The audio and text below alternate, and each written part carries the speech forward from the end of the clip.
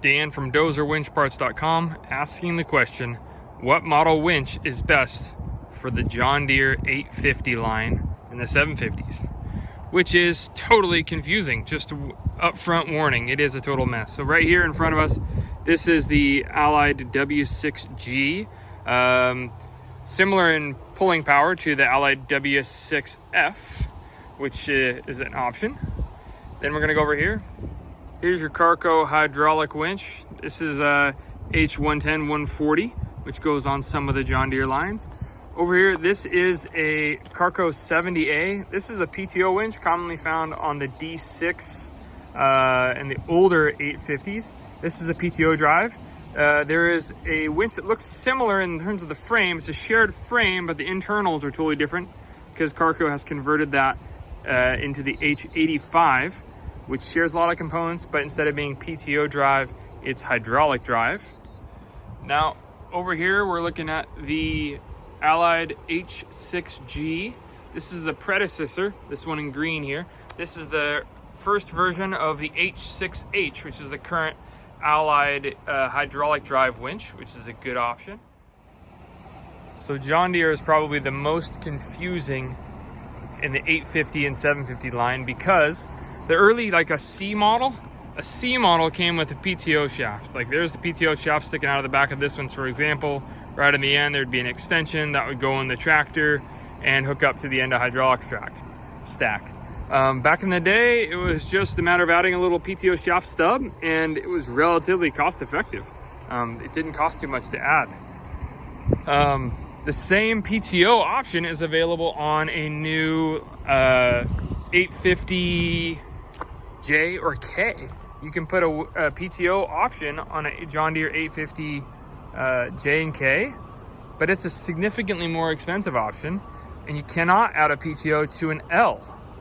So it's kind of an interesting thing. They eliminated the PTO with the L series dozers. So if your tractor does not have a PTO, you're going to be looking at hydraulic winches. Something like here on my right, this is a Carco H110 140. The H90 is going to look similar. This is the PTO version, but the H85 is going to be similar in look to this. And then back there in green, you have the Allied H6G, H6H. All those winches can fit your John Deere. Which one actually fits? Because it depends on how you're equipped. What I'm saying is this winch here, the H110 140, really can only go on high performance pump winch ready. We call that the pipeliner special because it's really oversized for a 850. That oversized comes from they originally were designed for like D7Rs, D8s, so it's a big winch, but guys like them on the 850 because of the hydraulic line loss. You've got inside this cover right here is a hydraulic motor, and there's your drum, right? So bare drum, this is gonna pull, 110, over 100,000 pounds bare drum. But as your drum fills up with wire rope and gets out here to the end, your radius of the drum increases. Just like holding a sack of concrete up to your chest is easy, but holding it out with your arms stretched, it's a lot heavier. That hydraulic motor under this cover only has so much torque. And if the radius of the drum increases, its torque decreases because it just has less line pull. It's just part of physics.